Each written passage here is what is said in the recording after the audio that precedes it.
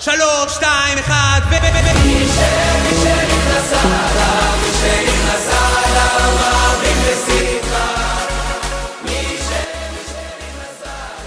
ערב טוב, parashat Tzav et parashat Para aussi. On est à la troisième paracha des 4 parachiotes.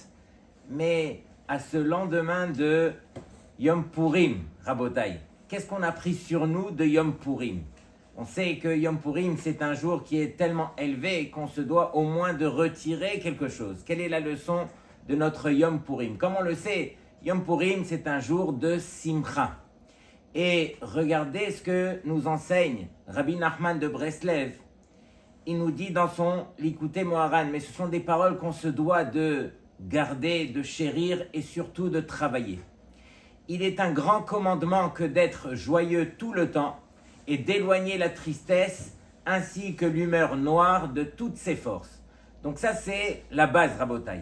On ne peut pas vivre en tant que Yehudi, en tant que Juif sur terre et laisser ne serait-ce qu'un petit peu de tristesse nous atteindre. Ça c'est le premier klal. Et si déjà, alors écoutez la suite, la loi est une obligation demandée par Hachem lui-même. Et donc, ce n'est pas un simple trait de caractère ou une tendance, mais un travail fondamental qui exige des efforts et de la sagesse. C'est un art en lui-même. Donc, Rabotai, atteindre la simcha, c'est quelque chose qu'on se doit encore une fois, de chérir, de travailler.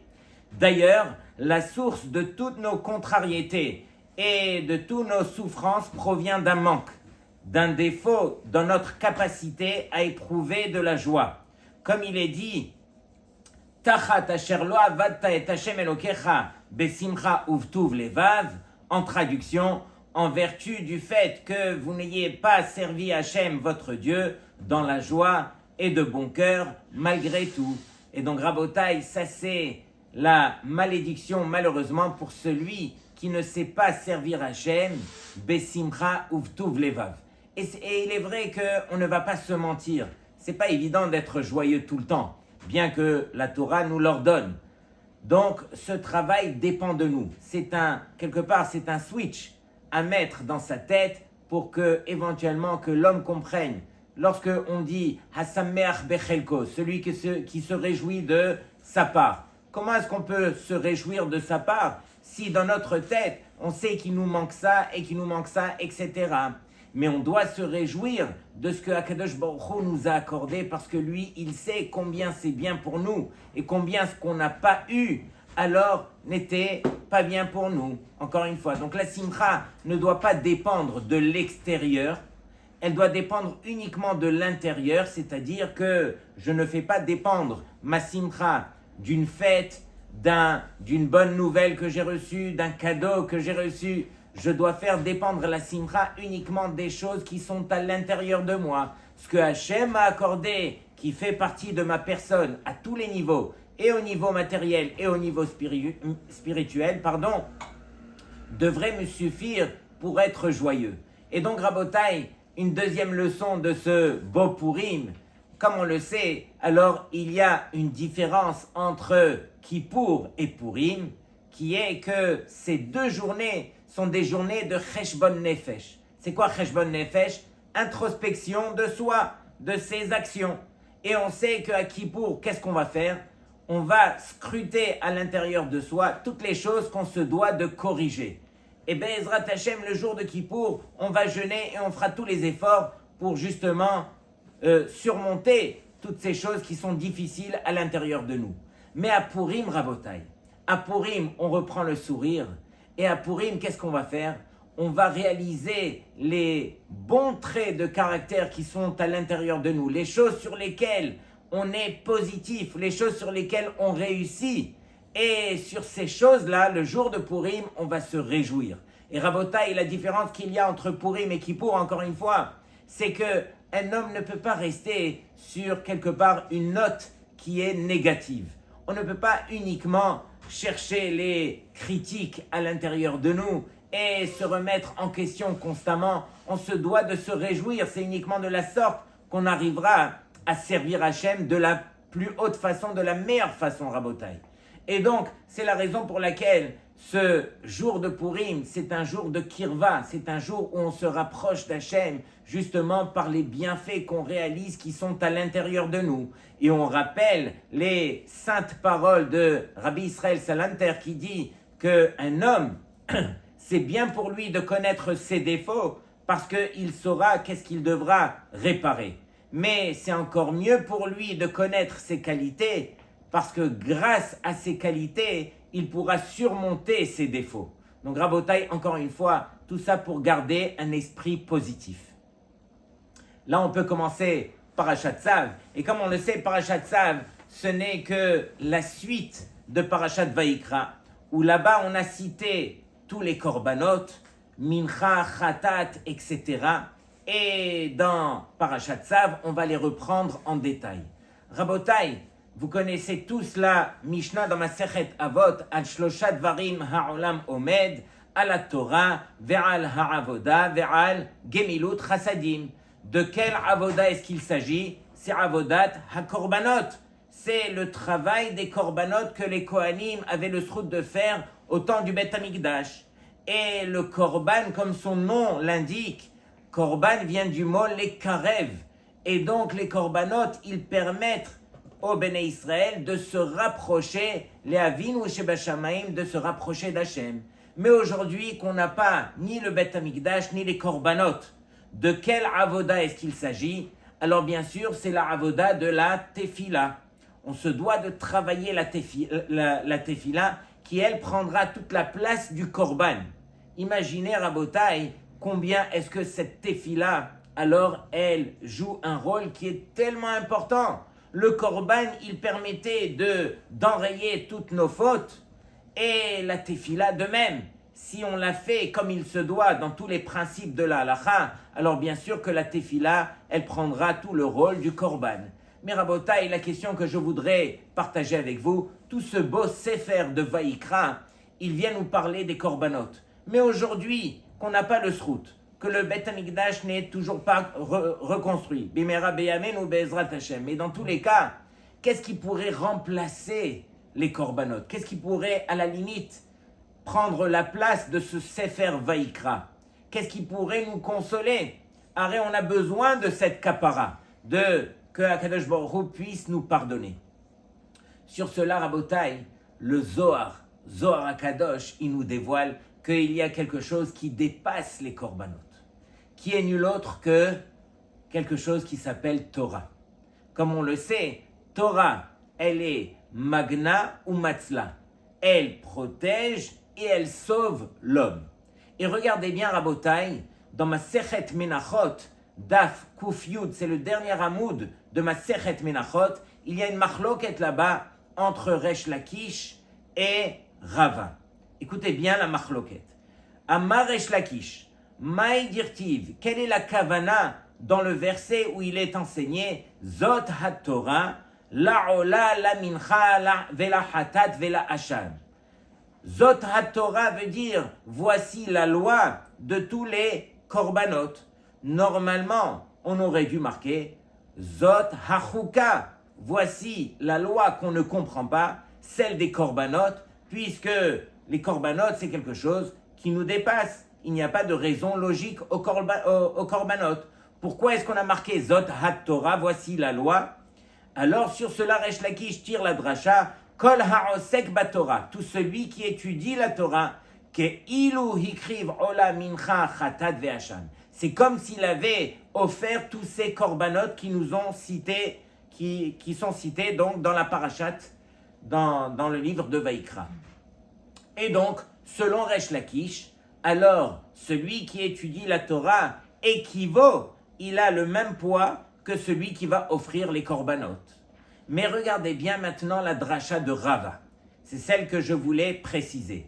Amar Rava, Rava il dit à Resh Lakish, il lui pose une question et il lui dit, mais si ton limoud il est vrai, alors pourquoi est-ce qu'on a écrit ainsi dans la paracha? Pourquoi est-ce qu'on a dit Zot HaTorah, la ola pour le ola, la mincha pour le mincha, etc.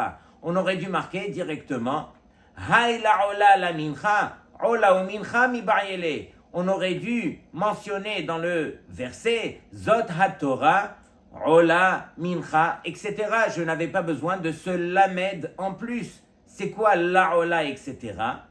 Sur cela, Elama Rava tire une autre dracha, Kol ha'osek batorah eno tzarich, lo Ola, velo Mincha, velo Hasham, velo Hatat. Qui veut dire que quand il est marqué la Ola, il faut comprendre, la en araméen veut dire lo, qui veut dire non. C'est-à-dire que tout celui qui étudie la Torah n'aura même pas besoin d'emmener ses korbanot. Le limoud à Torah dépasse même le fait d'emmener les korbanot, et donc c'est cette dracha de Rava quelque part qui vient nous consoler qu'au jour d'aujourd'hui, qu'on n'a pas quelque part ce Sefer Vaikra, qu'on ne peut pas l'appliquer comme il se doit, alors au moins on a Torah. Et comme on l'a dit, Torah, elle est magna ou matzla. Elle protège et elle sauve l'homme. Donc Rabotai, combien est-ce qu'on se doit de se renforcer sur cette Torah? Je termine avec la dernière dracha, Marabi Yitzhak, Maïdirtiv Zot Torah Tachatat. Pourquoi est-ce qu'on a mentionné Zot Torah Tachatat, Zot Torah Tahasham, etc. Kola Osek Betorat Chatat Keilu Ichriv Chatat. Tout celui qui va étudier donc les halachot qui concernent le korban khatat par exemple, alors c'est comme s'il avait emmené ce korban lui-même. Donc le fait d'étudier, alors c'est pas juste qu'il dépasse le fait d'emmener des korbanot, mais que ici c'est comme si on avait emmené le korban lui-même. De même, kol ha'osek betorat hasham keilu hikriv hasham, etc. Donc Rabotai, tout celui qui veut se renforcer dans ces halachot, dans ces dinim qu'on est en train d'étudier dans ce beau sefer de Vaikra, alors il montrera par cela, c'est comme s'il avait emmené ses korbanot. Et regardez bien, Rabotai, combien est-ce que Akadosh Baruch Hu, il est minutieux sur chaque détail. Combien est-ce qu'il fait attention au kavod de chacun. J'ai vu un beau chidouche aujourd'hui concernant donc justement le korban hatat. Korban hatat, c'est pour qui? C'est pour quelqu'un qui aurait fait une faute de manière involontaire, mais il sait qu'il a commis cette faute, qu'il a transgressé, il doit amener un korban pour justement obtenir son expiation, sa kapara. Sur ce korban, il est marqué Vaidaber Hashem el Moshe les morts. Donc Hashem s'adresse à Moshe en lui disant Daber el Aharon vel banav les morts. Dis à Aaron et à ses fils, les Kohanim, Zot Torah hatat, bimkom asher tishachet ha'ola, tishachet hatat. À l'endroit où on va offrir le korban hatat, il sera offert au même endroit où on a offert le ola. Et donc ici, il y a un verset clair dans le korban ola qui nous dit que le korban ola doit être offert betzad tzafon, dans le coin nord du Misbeach. Et donc, on se demande, mais pourquoi est-ce que toi, Hachem, tu as associé le hatat, tu as fait dépendre le hatat du ola? Dans l'endroit où tu as offert le ola, tu offriras le hatat.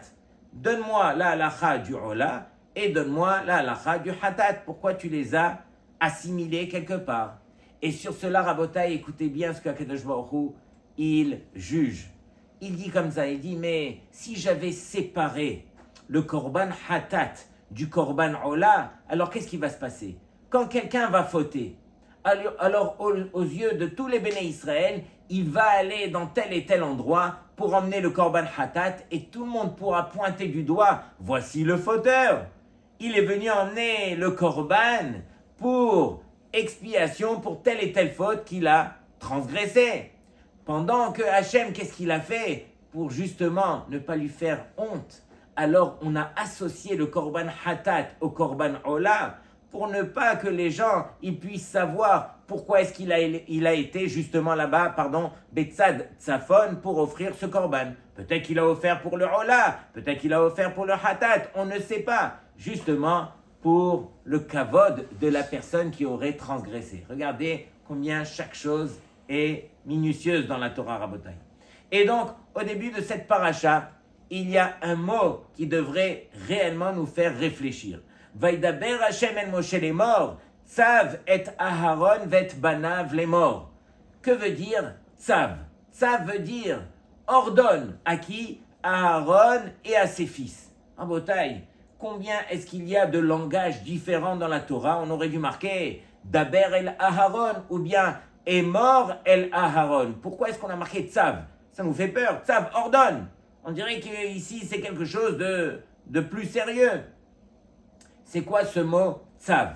Sur cela, Rashi, il ramène les paroles de Rabbi Shimon Bar Yochai. Rashi il dit En Tzav et la Lachon Ziruz. Pourquoi est-ce qu'on a employé ce terme de Tzav ordonne?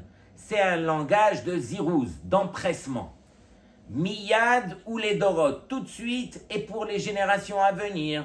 Sous-entendu que Rabbi Shimon, il nous enseigne Beyoter Tzarich Hakatuv les Arez, Bimkom Sheyesh Bo Chisron Kis. Rabbi Shimon Bar Yochai, il nous dévoile que, en ce qui concerne le Korban Ola, le Korban Ola, comme on le sait, c'est un Korban qui est complètement brûlé pour Hachem. Il n'y a aucune partie de ce Korban qui va appartenir au Kohanim, à l'exception, bien sûr, on va d'abord dépecer la bête. La peau, elle va appartenir au Kohanim, mais du Korban lui-même, tout sera consumé pour Hachem. Et donc, rien ne va venir pour les Kohanim. Dans ce cas où les Kohanim ne vont rien prendre pour eux, on demande de l'empressement. Pourquoi? Parce qu'ils ne vont rien en tirer quelque part en tant que profit. Et donc, quand on n'en tire pas de profit, alors on se doit d'empresser quelque part le juif, quel que soit son niveau, bien sûr, et de lui dire que de la même façon que tu vas offrir le korban où il y aura des parties de ce korban qui va te revenir, de la même façon tu devras offrir aussi le ola. Sur cela, alors Aharon ou Banav devront le faire ainsi. Et à la toute fin de la paracha Rabotai, au dernier pasouk de la paracha, alors il est marqué un très beau Rashi aussi, que Rashi vient nous dire ne vous en faites pas. Aharon ou Banav, combien est-ce qu'on se doit de les respecter? Vaya'as Aharon ou Banav et kol devarim asher tziva Hashem beyad Moshe. Aharon ou Banav, bien sûr qu'ils ont respecté comme il se doit. Et Rashi de dire, qu'est-ce que ça veut dire qu'ils ont bien respecté? Les Hagid Shifran, pour rappeler leur grandeur, Shelohitu Yamin Usmol, qui n'ont pas dévié ni à droite ni à gauche, qu'ils ont fait exactement selon la volonté d'Hachem. Et lorsqu'on fait la volonté d'Hachem, même lorsque c'est difficile, alors on se doit de fournir l'effort. Et donc, Rabotai, il y a une belle Gemara dans Masechet Baba Kama Pezaim. Alors, cette Gemara, on la connaît tous. On parle là-bas, je ne vais pas toute la citer, mais on parle là-bas du principe de Kol Hametsuve Ve'ose. Tout celui qui est ordonné de faire une mitzvah et qui va l'accomplir, alors il a un plus haut niveau, il a un meilleur niveau que celui qui chez Eno Metsuve Ve'ose. Et pourquoi Rabotai? C'est tout simple. Parce que celui qu'on a ordonné de faire, alors c'est évident qu'il aura l'ingrédient qui vient avec la mitzvah, qui est le Yetzer Hara. Le Yetzer Hara, une fois qu'on est obligé de le faire, alors le Yetzer Hara, il vient se mêler de plusieurs façons. Soit il vient nous dire, non, ne le fais pas parce qu'on t'a contraint de le faire, et la nature de l'homme, elle est, j'aimerais faire exactement le contraire de ce qu'on m'oblige de faire, ou bien, lorsque on t'oblige de faire quelque chose, alors on sait que ça devient difficile dans le sens que ici, je devrais faire un effort supplémentaire pour surmonter mon Yetzer et accomplir la volonté d'Hachem.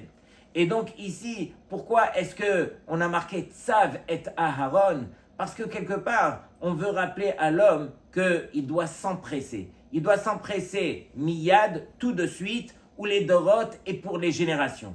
Qui veut dire que, Rabotai, il y a un klal qui est marqué dans Rav Wolbe, au nom de Rabbi Yerucham, que tout celui qui a la possibilité de faire une mitzvah et qui s'empresse à faire la mitzvah, c'est-à-dire qu'il ne va pas lâcher un instant autour de cette mitzvah, alors le Yetzer Hara ne pourra pas se mêler à lui. Quand est-ce que le Yetzer Hara il se mêle? C'est quand on a laissé passer le temps, et plus on laisse passer le temps, et plus le Yetzer Hara se mêle.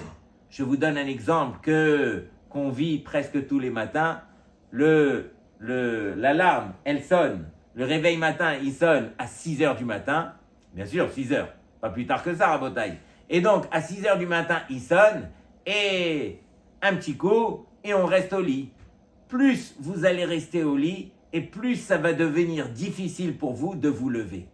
Levez-vous exactement à 6 heures, ne laissez pas pénétrer le Yetzer Hara, même pas une seconde, miyad, comme Zarachi dit, et sachez qu'il n'y aura pas de Yetzer Hara et que vous pourrez faire comme il se doit. Aré Rabotai, on arrive bientôt à Pessah, et c'est marqué qu'à Pessah, ils n'ont pas laissé le temps à la pâte de monter. Et dans ma Sechet Brachot, alors on fait le rapport avec le Yetzer Hara. Le Yetzer Hara, c'est Or Sheba Issa, c'est le levain qui se trouve dans la pâte. Et donc du fait que les Béné Israël, ils n'ont pas laissé le temps à la pâte de monter, au Yetzer Hara de se mêler, alors ils ont eu le srout de pouvoir sortir miyad de Mitzrayim. Mais s'ils avaient laissé le temps, et tout le monde pose la question, mais ça fait 210 ans qu'on est là, on aurait pu laisser encore 18 minutes, le temps de sortir avec du bon pain comme il se doit. Pourquoi on va sortir avec des matzot? Mais non, Rabotai, les matzot, c'était la preuve que les Béné Israël n'ont pas laissé le Yetzer Hara pénétrer, et c'est ça ce qui a permis aux Béné Israël de sortir pour eux, et les Dorot, comme Zarachi dit, que quoi? Que quelqu'un qui travaille son Yetzer Hara, c'est-à-dire qu'il ne va pas le laisser pénétrer, et qui va employer, comme c'est marqué ici, les arèses, il va employer justement le fait de s'empresser, alors ce qu'il aura travaillé pour lui pourra se perpétuer, au travers de ces générations. Toutes les midotes que vous avez travaillées sur vous-même, Rabotai, ce sont ces mêmes midotes que vous allez confier à vos enfants demain. Et le contraire est vrai aussi, Mechila de le dévoiler, c'est que toutes les mauvaises midotes, tous les défauts qu'on a gardés pour soi, alors malheureusement, on devra les passer aux générations à venir, à nos enfants.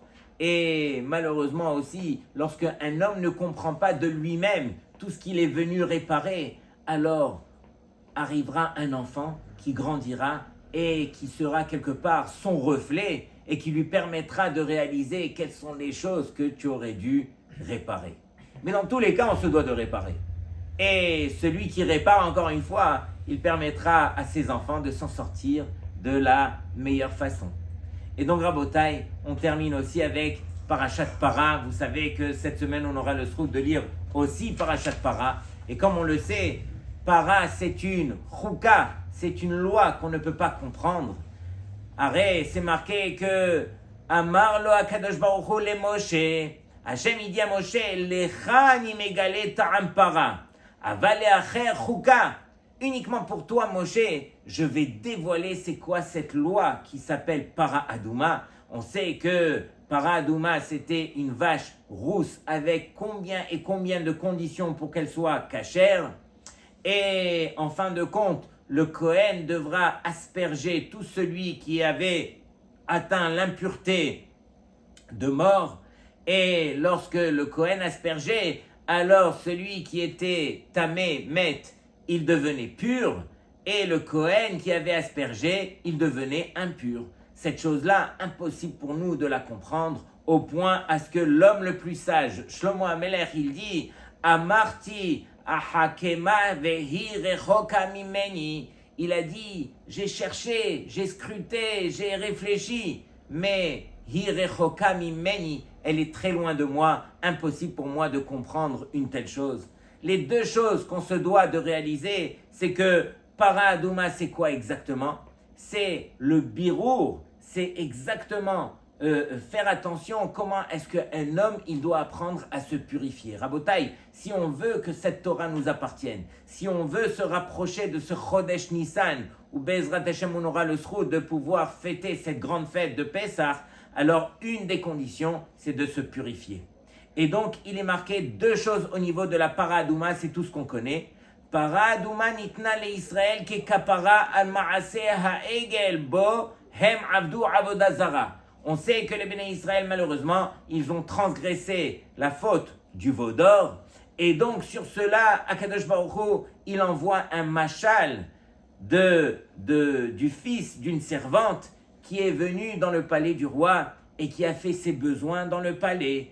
Et donc le roi s'est mis en colère et il a dit qu'on fasse venir sa mère pour qu'elle vienne nettoyer ce que son fils il a fait. De même, Akadosh Baruch Hu, il nous dit alors qu'on amène la vache qui elle viendra quelque part faire la kapara de ce Hegel qui a été transgressé par les Béné Israël. Deuxième, para aduma bekocha letaher mitumat met. La force de cette para, elle permet justement d'enlever, d'abolir la Toum'a la plus grave, celle de Toumat Met. Et donc, Rabotai, c'est une des raisons pour lesquelles cette paracha, on la lira ce Shabbat, justement, pour prendre conscience que tout ce qui tourne autour de la Toum'a, on se doit de s'en séparer. Tous les mœurs qui appartiennent aux Goïm, alors on les laisse à eux, et nous, on va justement se rapprocher des nôtres, de se purifier, de réaliser que cet ingrédient de Tahara, c'est la chose qui nous permettra le plus de grandir en Torah. Faire attention à nos yeux, faire attention à notre bouche, faire attention à toutes les choses qui sont autour de nous pour que éventuellement qu'on puisse se séparer des choses qui sont interdites, se mettre des barrières justement pour garder cette Kedusha qui nous appartient, et c'est uniquement de la sorte qu'on pourra se rapprocher d'Hachem au travers du Limud Torah et au travers des mitzvot. Shabbat Shalom Lekulchem.